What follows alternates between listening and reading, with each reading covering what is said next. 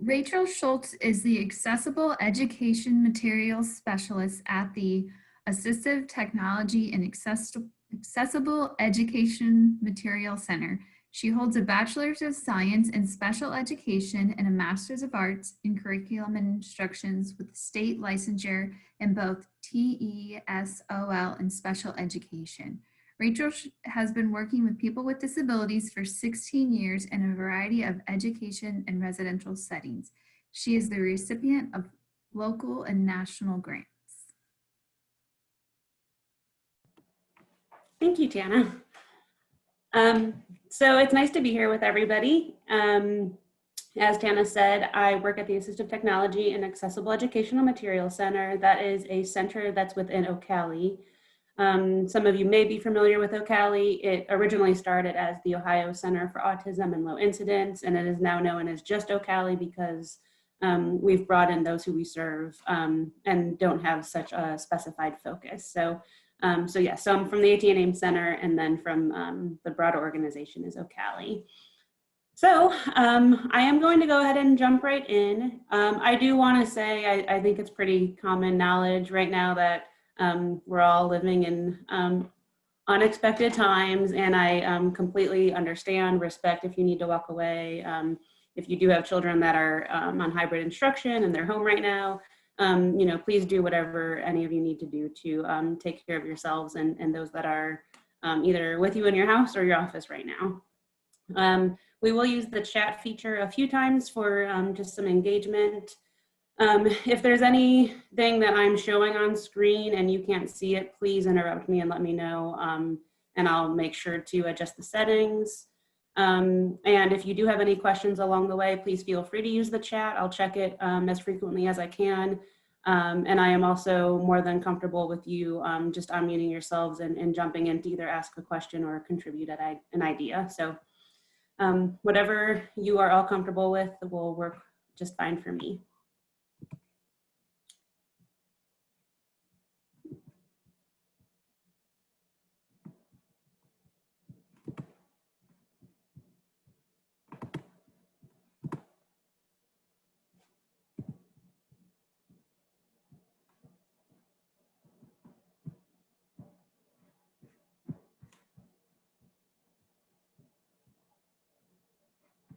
All right, so let's go ahead and jump into the presentation. Here we go. Okay, so these are just kind of obligatory slides from Ocali. I don't intend to read everything about our organization to you, but we tend to serve people with disabilities across the lifespan, and our mission is to increase and promote those opportunities for people with disabilities.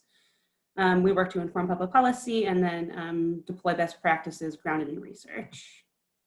And then more specifically, the Assistive Technology and Accessible Educational Materials Center really focuses on providing accessible educational materials. By that, we typically mean Braille, large print, digital and audio files for students.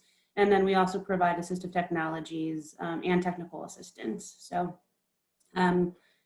in addition to this presentation, if you ever have any questions or needs related to those areas, please feel free to reach out to me. And then in addition to the AT&M AIM Center, we do have several other centers. We have an Autism Center, Center for the Young Child, Family Center, Lifespan Transition Center, Teaching Diverse Learners Center, a UDL Center, an Outreach Center for Deafness and Blindness. And then we also do have ASD Strategies in Action, and that's an Autism Certification Center. We have an annual conference, OcaliCon, which some of you may be familiar with and have likely attended. And then we also have a lending library. I never understand why that's kind of down in the bottom right corner. It's probably one of our most used resources.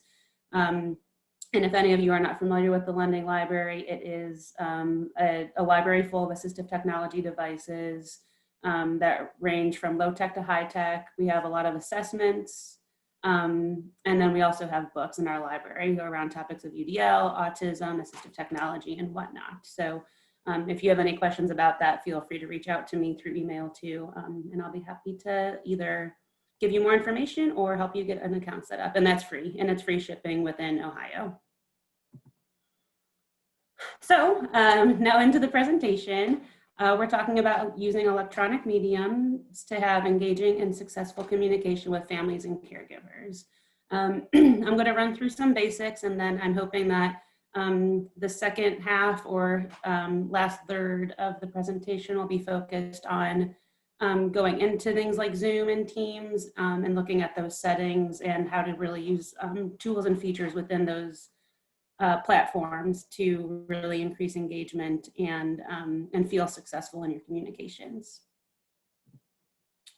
So a few things about me. I already shared my title and my organization. I will share my email again at the end of the presentation, but it is Rachel_Schultz@ocali.org. That's RACHEL_SCHULTZ@ocali.org. And the picture of me is one of the first things I did when I felt comfortable going out here and there. And I went to the Columbus Zoo. It was a really great experience. It was a little hot that day.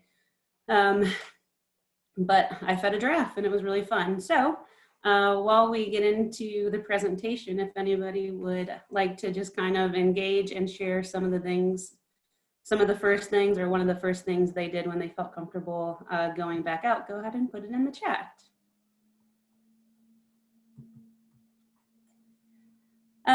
So some learning objectives for the day are to identify any potential barriers that might exist to fully inclusive communication, and then learn methodologies to build partnerships with parents or caregivers through communication.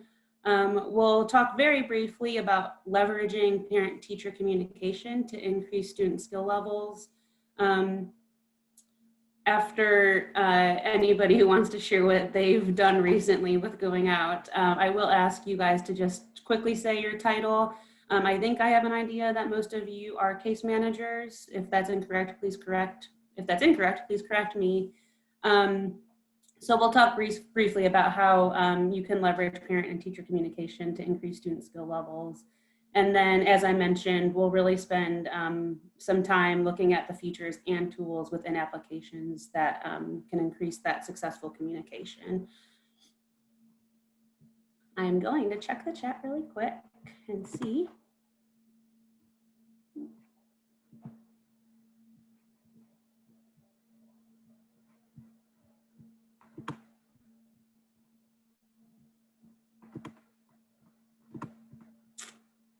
Oh, hiking, that's nice. I guiltily have not been hiking yet, and yep, going to a park, hiking and camping, hiking. You guys are all have similar interests. It's funny that you're colleagues of each other.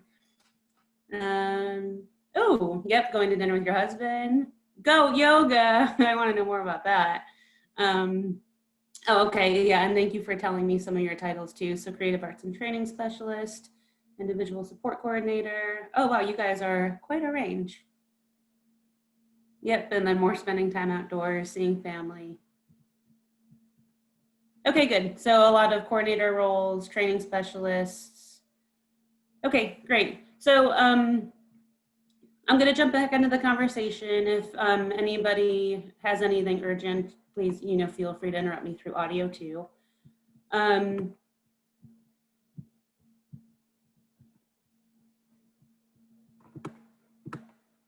So I will say just really quick that my background is education. As Tana mentioned, I am an intervention specialist by trade. I'm not currently in the classroom.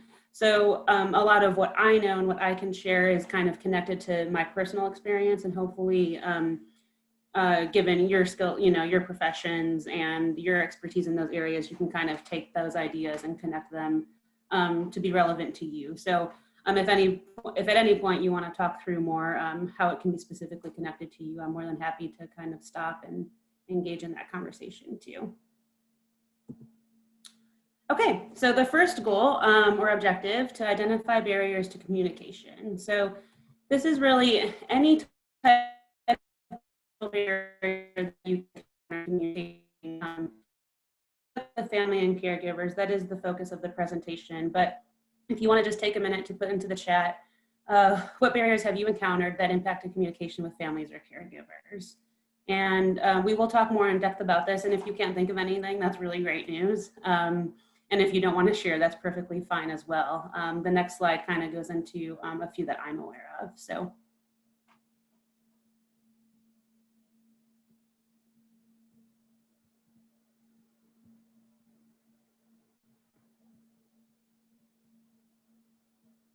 No communication barriers. You guys are awesome. That's perfectly fine. I truly don't want to put anybody on the spot. So I'm just going to go ahead and advance the slide. So some barriers that I'm aware of or that I've experienced myself are access needs. So of course, working in the disability field, we are very aware of types of access needs that different people have. And so you know, disability isn't limited to anybody. And of course, parents and caregivers can have disabilities themselves. So just thinking through, you know, do you have any parents or caregivers that you need to think about that access? Is somebody blind or visually impaired? Is somebody deaf, and do they need captions, etc.? I was just going to tell you, there's a bunch in the chat if that's there are. Oh, thank you. I appreciate that.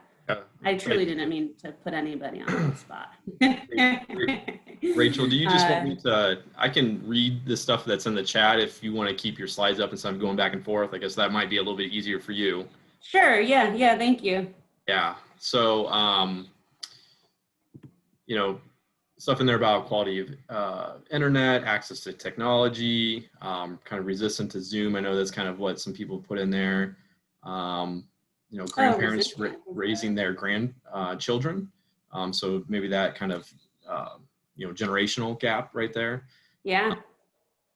You know, non-English speaking families. I think that we see that quite a bit too up in that Pickerington area.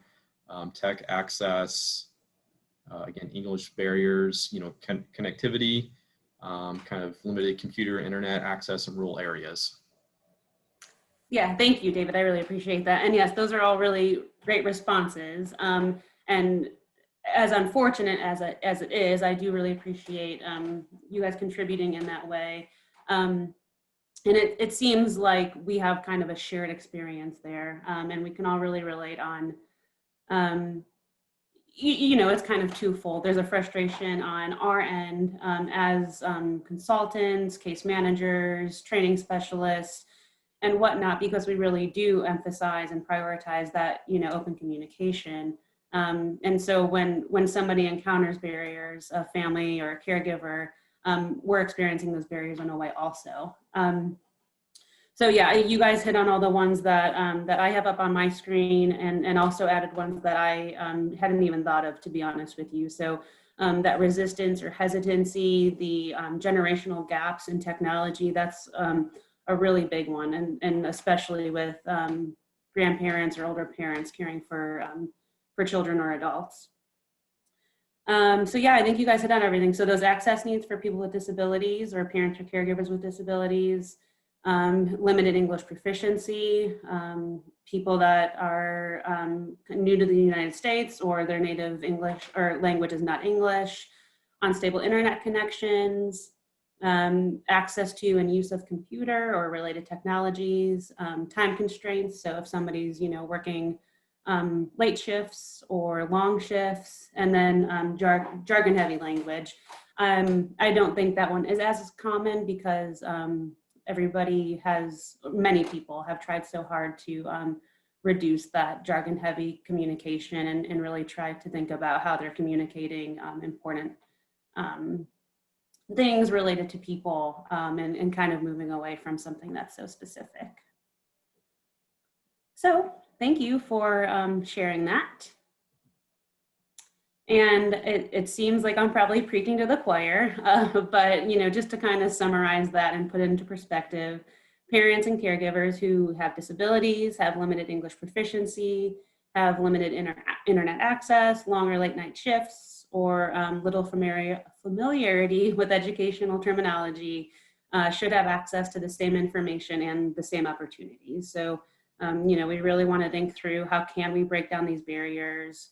And not that everybody experiences barriers, fortunately, but I do think it kind of just offers that that same ground for everybody to think through, is anybody experiencing or encountering these barriers, and how can we really provide that universal access to communication, and make sure that all parents and caregivers have that same opportunity to engage and converse about the people they care about. So while we do recognize that there are barriers, there is also room for a lot of opportunity. And so as I mentioned, I come from an education background, and you know, at an open house, the purpose is to establish that community for parents, tell parents about the curriculum that will be implemented that year, have parents meet each other, have parents meet the teacher. And so suddenly a parent who did work late shifts or long shifts, or a single parent who couldn't find childcare, if you hold that virtually and you record it, a parent might be able to attend it live virtually or access the recording at a later time. And the same is kind of true for conferences. So, you know, I know some of you might not be in the schools, so that might not be directly relevant, but you know, while there are barriers, we really do just have such an opportunity to really reach a lot of people, offer that flexibility, offer multiple ways of engagement. And so it's just kind of thinking through those, and how to make those accessible and engaging for families to reduce that resistance or hesitancy too. And not only engaging for families, but easy. My background has to do a lot with access as well, and we often talk about ease of use. And so how can we create that ease of use for people who might be encountering those barriers? Okay, so now into building partnerships. So how do we start to move away from those barriers and really have families and caregivers see the partnership that can be created through communication and consistent and engaging communication? So one way, of course, is a communication survey. So survey parents and caregivers on what their communication preferences are. And we'll go over how to use forms within teams briefly at the end, but you know, can we send out some type of form or survey to parents or caregivers to really determine what type of communication they prefer, what time of day, do they want it to be in person, what's the format, etc. And so in doing that, can you think of ways or questions that you would put on a communication survey to determine what you would want to, what information you would want to obtain from parents to make sure that you're providing that accessible and meaningful communication?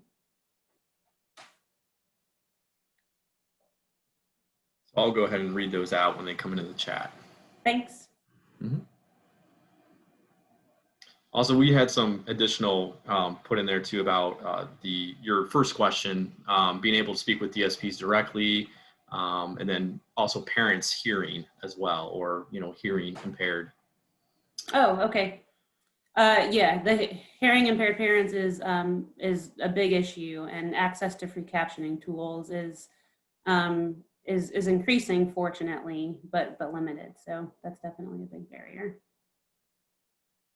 So some other questions are coming in. So what time of day works best for you to meet? And do they have any experience in Zoom or Skype?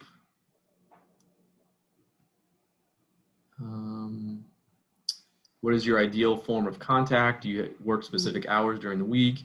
And what way would they prefer to communicate? Phone, email, text, Zoom? If prefer phone call, email, or text?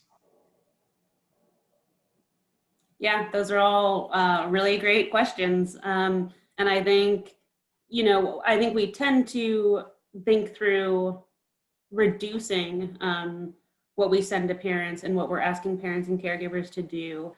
But I do think that that communication survey can really help you determine what you need to reduce and how you need to communicate. And so sometimes when we suggest another survey for parents to complete, I do think that that communication survey is one of the important ones, because again, it can kind of provide you that baseline knowledge of what is meaningful for the caregiver or parent, and what methods are meaningful and easy for them to use. Another question. Oh, sorry. Another question that was shared. Would you be interested in learning more about technology that could be offered or used? I love that question, whoever submitted it. That is, it shows very much a willingness to kind of walk that journey with the parent or caregiver, and it shows that you're offering to sit down and teach somebody how to use a certain platform or communication system. That's a great idea. So it doesn't really seem like anybody was at a loss for ideas, but I do have, oops, I think I have.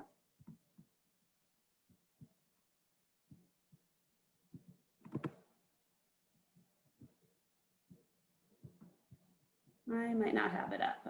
So I did have an example communication survey.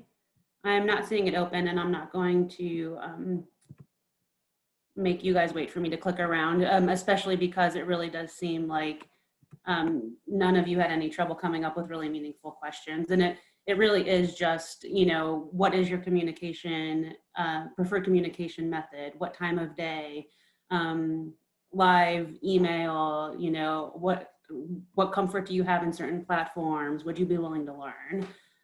Those are all really great questions, and I think would really support you and the family in having that meaningful engagement. So that Rachel? means, oh, yeah. Sorry. No. There was a question in the chat about what was the family website. Oh, that was a spoiler alert. That is something I am going to show you, but I will pull it back up because I very much appreciate questions. So let me minimize my window just a little bit so I can navigate this easier. So I will be sharing this later, but this is ohiofamiliesengage.osu.edu. And they have a lot of resources, but this one specifically is remote learning and pandemic resources. And actually, I actually have the one up that I did not intend to have up. This one's for families, but they do have one for schools as well. And they have a lot of really great resources. So that's a quick overview. Depending on time at the end, I'll show you a couple of the really great resources, but feel free to snag that link. And just for the record, Anne had told me that I could provide the presentation, and I have every intention of doing that. So this link is in the presentation, and so you will have access to that on, I believe you guys have a shared drive that you're accessing all those materials. So thanks for asking. I will jump in here because I'm here. It's actually going to be on our SharePoint site, and I'll resend the link out at the end of the day. But all of the presentations and backgrounds to the presenters and everything is there. Great, thanks so much for jumping in on that. Okay, so in thinking through kind of, you know, how you could engage with families and send out that survey to get information on communication preferences, it's just good to remember the two main types of communication, which are synchronous and asynchronous. And so synchronous is just any form of communication that happens in real time, and responses tend to occur immediately. So, you know, a Zoom call, there's that immediate interaction and immediate responses that are occurring. And then asynchronous is forms of communication that aren't in real time, and responses occur intermittently. So email, text messaging tends to fall both within synchronous and asynchronous because it can be instant response, or you know, it can also be delayed. So more specifically, some synchronous communication are virtual meetings, of course, phone calls, conferences, face-to-face meetings, instant messaging, and then a live document. And what I mean by a live document is just having a live document open while you're engaged in a Zoom call, and you're both working within that live document simultaneously in order to, you know, maybe plan a transition meeting or talk about what you'd like for somebody, etc. And then asynchronous, there aren't as many options, but as I mentioned, it's just email messaging that does not have kind of that instant response, and then sending documents. So this could be sending documents home, sending documents through the mail, and then of course sending documents through a virtual option such as an email. So of course, synchronous and asynchronous communication both have their places. Emails tend to be something that you don't need an immediate response for, and it's not probably a formal meeting or a formal conversation, whereas face-to-face meetings typically are those more formal settings or more important times to touch base on important topics, you know, such as an IEP meeting, for example, from the education background. So some purposes of communication, discussing activities that are happening in school or the community. The community is probably more relevant for all of you in your roles. Provide updates on student progress academically or behaviorally, and demonstrate ways to either deliver instructions or interventions at home. So in addition to the ones I listed, can you list some reasons that you all communicate with families or caregivers in the chat?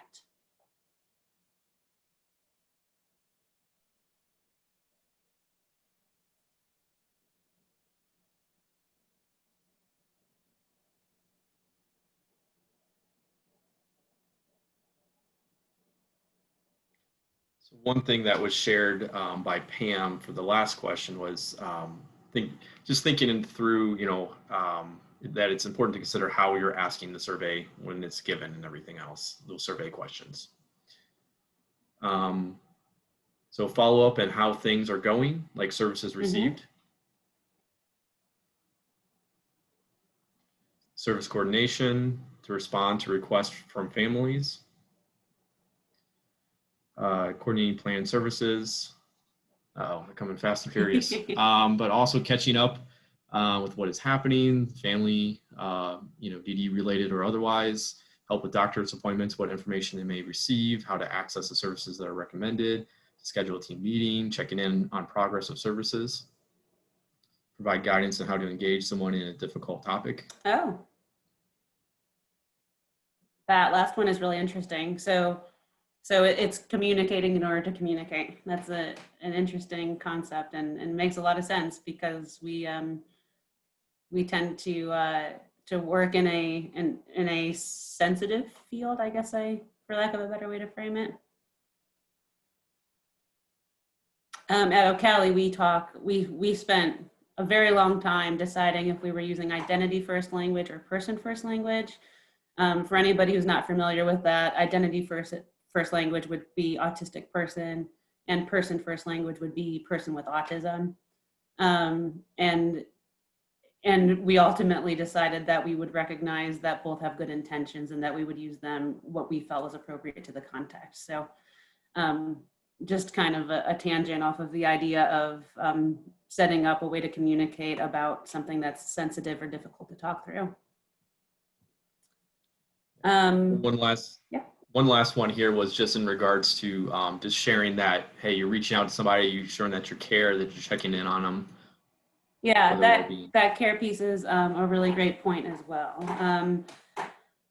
You know, just showing that empathy, that you're there with them, that, you know, you want the best for somebody and that you really want to see progress and want an update on that progress.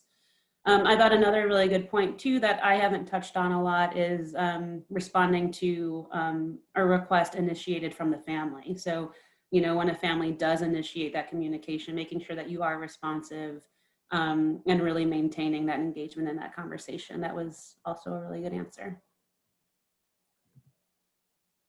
Great. So, so there's just ways to, you know, make sure that parents and caregivers have ways to be actively involved. Of course, if they're initiating it, they already have that active involvement. But just thinking through, if you do have a parent or a caregiver who, you know, tends to be quiet during a meeting or, you know, maybe communicate some reservations to speaking up, you know, have them provide information prior to a meeting, give them a way to think through what type of information they'd like to cover. You know, maybe ask for an update of how they're feeling about how things are going at home through email so that you can kind of reference that email during the synchronous meeting. Have the parent or caregiver read a quick report. So, you know, do you have any type of reporting out to do that they could read, and then they could kind of have that information beforehand, and then really have those talking points that they want to cover based on that report was. And again, just kind of responding to questions and whatnot.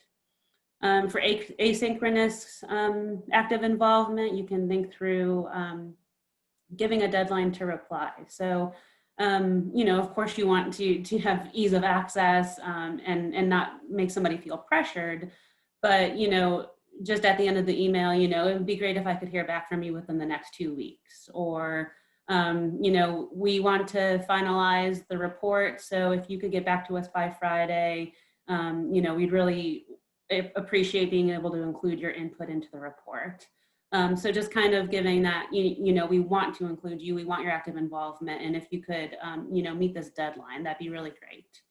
And of course, you can always ask for feedback and ways to improve. So it seems like based on the chats, many of you are very open to feedback and that conversation with families. You know, what is convenient for you? Is there anything that you'd like for me to improve about the way I'm communicating with you, and whatnot? Okay, so increase student skill levels. Like I said, I'm not planning on spending a lot of time on this. This is probably more specific to education and that direct service. But, you know, it is nice to think through with a lot of the virtual environments and virtual learning that's happening, and of course, supporting families and caregivers in the home. So what can you do to help learning at home? In a virtual environment, you can model how to deliver instruction. One of the things I'm going to show you in Zoom kind of covers that, but there's multiple ways. If you feel comfortable, if you have multiple people in your home and they're willing to participate in some type of contrived setting, you might, you know, want to deliver instruction or an intervention doing that. You can, of course, use some type of video recordings, etc. And then you can also talk through caregiver concerns. So when you are trying to do instruction or interventions in the home, what concerns do you have? Are you encountering any barriers? Is the student not engaging? Is the student demonstrating behavior because they're not used to learning in this environment? You know, getting that feedback of any barriers that are happening to learning, and then helping the caregiver or family work through that is really important. And then the family or caregiver are also key people in collecting data or relevant information. And of course, you are all very knowledgeable about that, I'm sure. You know, but just providing data sheets that are collecting that meaningful data that really is relevant to what you're trying to figure out in order to move forward and in order to be supportive.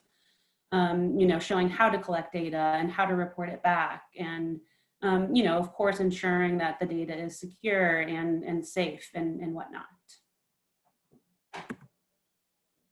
And then there's also some other options for parent involvement, and of course, we know that when caregivers and parents are involved, that has a natural impact on students' learning, and that learning increases.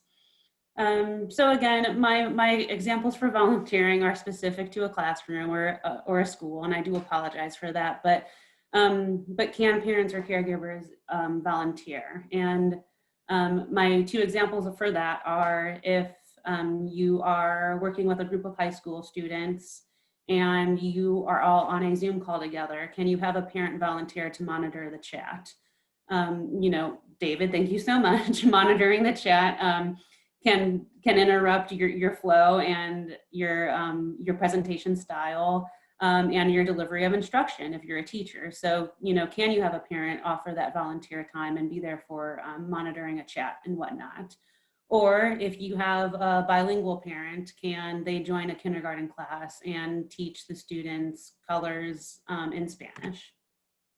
So just thinking about different ways to have that parent involvement that doesn't necessarily require that direct communication. And then just engaging parents or caregivers in groups that can be led by the teacher or case manager. So a lot of our virtual platforms do offer that kind of group-based engagement, communication, group-based learning. And is there a way that you can set that up as a case manager to connect parents that might be in similar situations or caregivers that might be in similar situations, and just to kind of help to facilitate and monitor that conversation. And of course, just always providing feedback. So just eliciting feedback from parents and caregivers. You know, how do you want to be involved? Is there anything that I can do to help you be involved? And then try to make that happen, or find ways to make that happen for the parent. All right, so as promised, we are going to spend a few minutes getting into some of the features and tools. It is my understanding that you have all been using Zoom and Teams fairly frequently and starting to familiarize yourself with all of those tools. So we hold a lot of virtual meetings at Ocali, and we have for quite a while prior to the pandemic. And we're always really diligent about making sure we're providing an agenda. And if you're only meeting one-on-one with a parent or a caregiver, as opposed to a larger group, the agenda might not seem as important, but it really does help to clarify what's going to be discussed, even if it's just 2 or 3 line items. We're going to have an opening. We're going to, you know, talk about progress. I'm going to get feedback from you, and then we'll say goodbye. You know, anybody just really benefits from being able to anticipate what will be discussed. It helps parents and caregivers be prepared. And again, it helps with that anticipation and that meaningful involvement. And then just setting meeting norms. For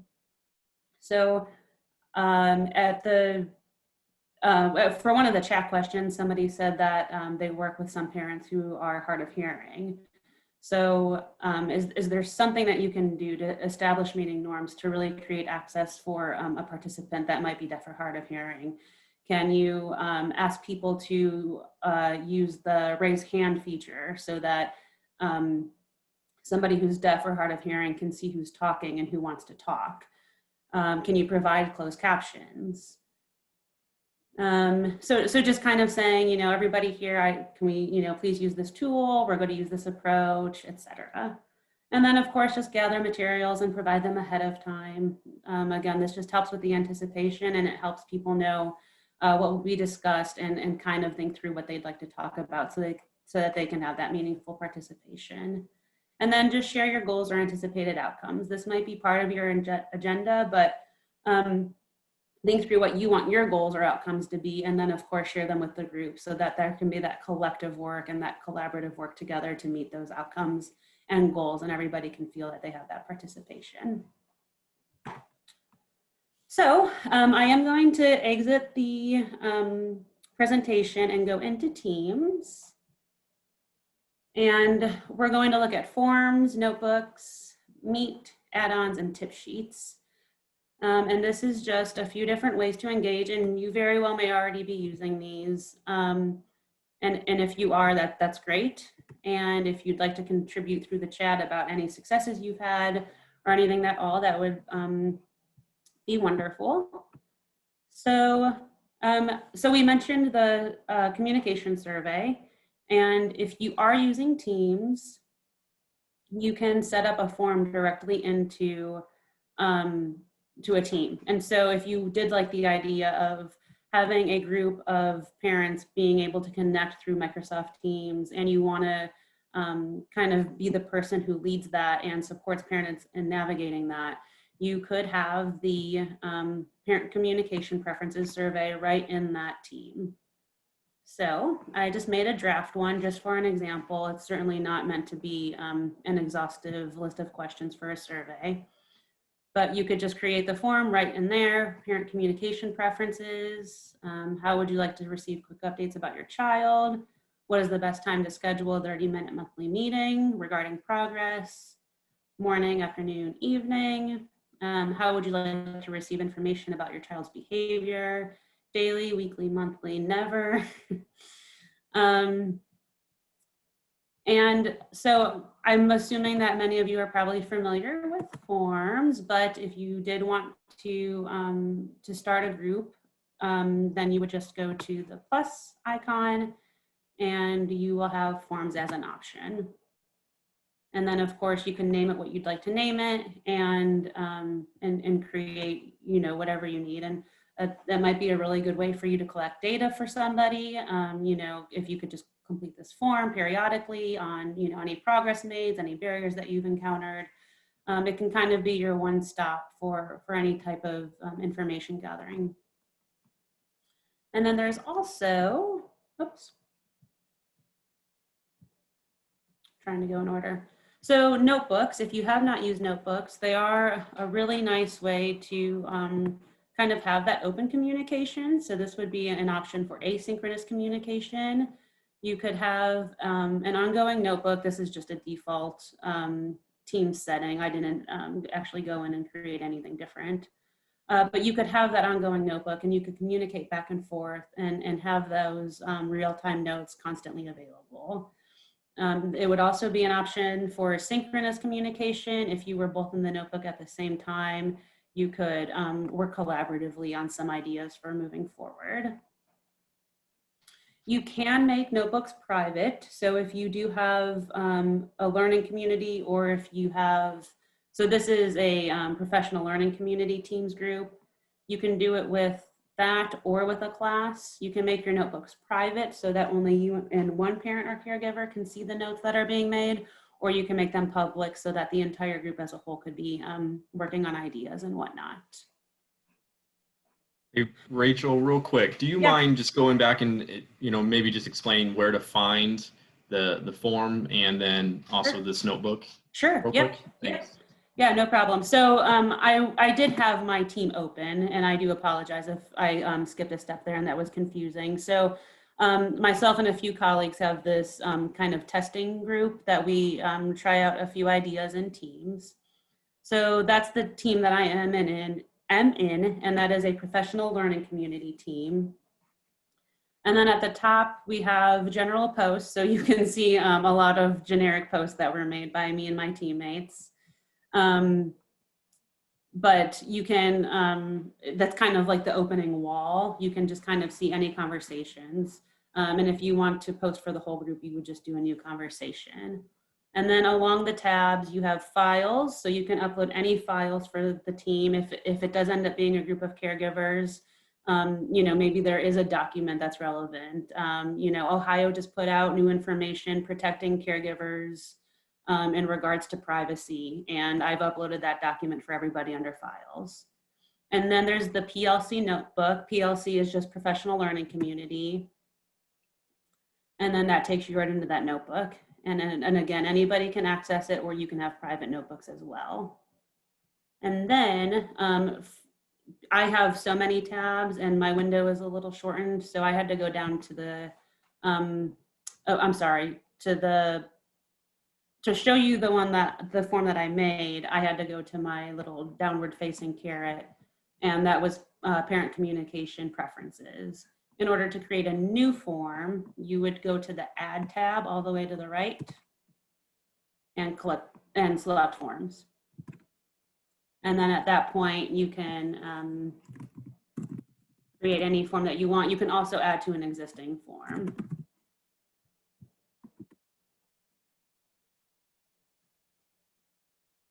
So I've created practice form, and then once I'm in there, I just select add new. You'll have choice, multiple choice, text, which is basically just an open question, rating, or date. So maybe, you know, you're trying to set a meeting for a Zoom call and you want somebody to be able to access the calendar, then they can put what date they would prefer to have that meeting on. So it could have a lot of different uses. And you can kind of use this with different agencies or obviously individual people too. Yep. Yeah. Thank you, David. Yeah, I'm sorry that I don't necessarily know everybody's scope of work, but definitely something that you could use across agencies. I know that ODE uses it. A lot of state support teams use it. I'm not so sure about developmental disability boards, but I'm sure that that you guys would know who has easy access to it. And let me see what else I had. Oh, and then another really nice thing about Teams is that you can, let me move this a little bit out of the way. So up at the top right, when you're in your team, you will always have this meet icon that has the video icon as well.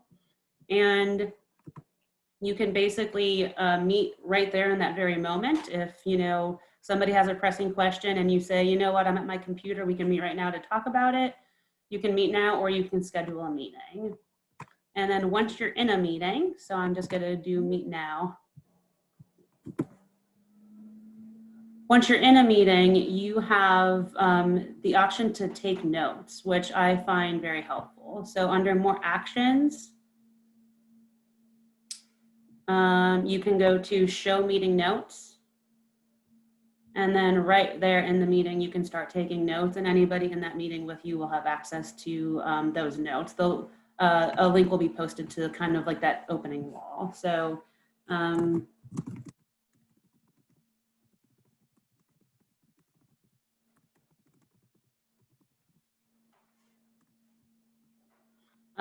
anybody can contribute to those notes as well. So you can just type, and you have access to some common features like bold, italics, underline, font size you can highlight. So if there's something that comes up, you can of course emphasize that text in a way if you want to remember to return to it. And you can share screen, you know, of course, anything. So I've left that meeting. And then it is just good to explore the add-ons. The two that I recommend, and of course, these aren't Microsoft products, so you are kind of leaving that Microsoft security, but one that I love is the glossary, and I've made a quick example one. So I've just labeled this parents glossary, and hopefully it'll load. Oops, it's having me sign in.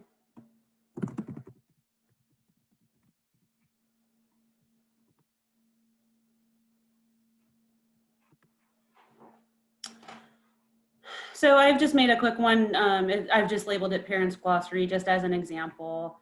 So it's a true glossary. So if you are working with a team of caregivers, if you're working across DD boards, anything, and you want to start remembering key terminology or terms relevant to a project, you can add this glossary and add terms. So again, mine is Parents Glossary. So I've added a quick definition for benchmark. I've added IEP, IFSP under I. R, I explained our resource room. T, I explained transition. And if you are reading my definitions, don't judge me. They were just entered pretty quickly. But the point is, you know, depending on your team and your group, you know, would it be a good idea to have people have access to this glossary to reference terms that might not be common knowledge, but might come up a lot. And in order to do that, you would go to the plus icon again, and within the search bar, you would type in glossary, and it, oops, and if you spell it right, it comes right up.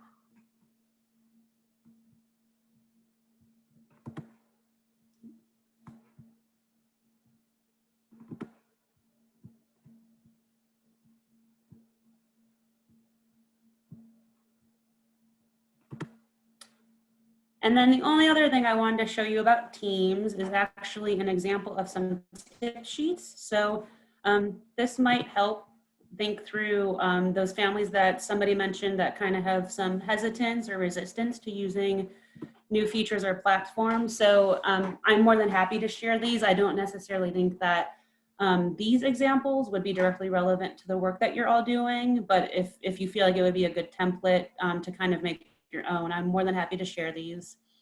But the AT and AIM Center has made helpful hints for using Teams, and we've made one for the instructor. So a lot of it is kind of what I've just walked you through, uploading files, how to use notebooks, using the glossary, and then just some additional tips and whatnot. And then, you know, a contact information at the end for anybody that, you know, something wasn't clear or their question wasn't answered. And then we also have one for the student. We do a lot of professional development at O'Cali. So this is an adult student that would enroll in one of our PD options. But you know, for you, this might be for the parent or for the caregiver. So how do you set up and sign into an account for whatever the platform is? What are some quick tips, etc. So like I said, I'm more than happy to use these. I think you'd probably have to switch them out a little bit to make them directly relevant and helpful for you and the people that you're working with.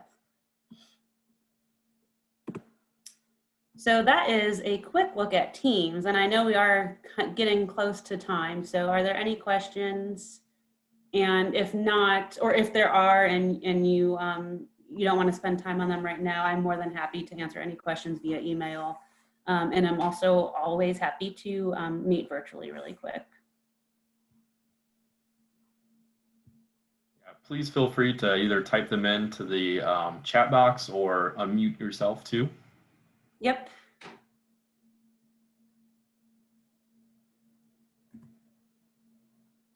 Okay, so in Zoom, you can set a background image if you'd like to. I can walk through that really quick. And then if you are recording things in Zoom, if you're meeting with somebody, there's just a few things to think through. So, you know, have you informed the parent or caregiver or any other participant that you are recording the meeting? If you are recording, what are you intending to do with the meeting? So, David, I believe it was you at the beginning that said, you know, can we record this so that anybody who wants to could reference it later? You know, that's perfect. It doesn't need to be anything long or a detailed explanation, but we'd like to record. Are you okay with it? Here's how we'll use it. And then just one thing to note, for different reasons, you might want to remove somebody from a meeting. I've only had to do this if I'm troubleshooting with somebody. If they can't access, then I'll try to kick them out. There is a setting on your Zoom account that if you remove somebody, they will never be allowed back into your meeting. But there's a way to have that not selected. So, it's a hard choice to make, because if somebody comes into your meeting who isn't supposed to be there, you don't want them to come back in. But just be aware that if you do kick somebody out for a reason other than you actually don't want them there, that they will have trouble getting back in unless you have that setting marked. And then I do have a quick screen sharing video. It is 5 minutes long, so I'm going to play that at the end. I know you guys only get a 15-minute break, so it is showing you how to use your phone to demonstrate something. So basically, you can use your phone as a document camera if you need to. So if you need to show a hard copy assessment or whatnot, then you can have your face on Zoom with your computer, and then you can use your cell phone as a document camera. I can either share that at the end of the meeting because I won't have time, or I can also just share that file when I send everything over to Anne. Of course, you can use the whiteboard within Zoom, and then there's reactions and polling options. I'm going to skip through those. Again, if anybody has specific questions about those, I'm more than happy to talk through them. But I do want to get to some access features too really quick. So especially because a lot of you talked about parents that have limited English proficiency, or caregivers who do, or families in general, whoever you're serving or working with. This is not necessarily recommended for formal meetings, but for those of you who don't know, there are subtitles in PowerPoint, and in my experience, they're pretty reliable and pretty impressive. So of course, captions and subtitles are great for meetings and events. Captions are technically what are provided for people who are deaf or hard of hearing, and subtitles are technically what are provided for translation into another language. So that's the only difference there. And then one thing to note, that if you do have live captions on your screen and you're recording your screen, those captions will always be on the recording. So it's just something to think through. That's not a bad thing by any means, but it's just kind of a heads up if you are doing that. So I am going to show you how to set those captions and subtitles in PowerPoint. So you have to be in the slideshow tab of PowerPoint. And then there's a subtitles settings drop-down menu, and you'll pick your spoken language. So for me, I'm speaking English. And then you can pick your subtitle language. So if we had parents who were deaf or hard of hearing, we would pick English. And then populate the box, always use subtitles. And I will talk for a few minutes to show you that the captions will then appear, and they tend to be pretty accurate, even with somebody who talks fast like me. And then if you are working with families with limited English proficiency or have a preferred language other than English for communication, the subtitle language, you have so many options. I worked in Westerville City Schools prior to taking this position, and I worked with a student whose family spoke Urdu. And if I would have had access to this, it would have really increased our ability to communicate. It should pop up. Yeah, so the unfortunate thing about subtitles is that I cannot read this language, and so I can't confirm the accuracy, but it still is a really nice feature for, that quick meeting. You can't get an interpreter, and, you really need to touch base about something, or, it is an informal meeting. Let's just try to make this work and whatnot. It is a tool that's there and pretty nice. All right, we have 2 minutes left. And thank you so much for bearing with, oops, I didn't turn those off. We don't necessarily need to keep those on. Rachel, I just wanted to say that tip alone is, amazing. That is so helpful to us. So thank you. Oh, so much. good. I'm so happy. And Google Meet, a lot of the Google tools do have closed captioning. They don't have subtitles yet. But if anybody ever wants to know how to turn those on in any type of Google product, please feel free to email me.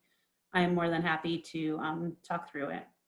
And then the only other thing I was going to share with you, I don't want to make anybody stay later than they have. I know a day full of professional development can be exhausting, but just thinking through descriptive language. So descriptive language is also known as audio description, and it's just another way to provide access. So it's just thinking through what type of visual information are you sharing, and are you ensuring that anybody is really understanding what you're trying to communicate with that visual information. The field audio description itself started for people who are blind or visually impaired, but recent video accessibility data shows that audio description really does help a lot of people.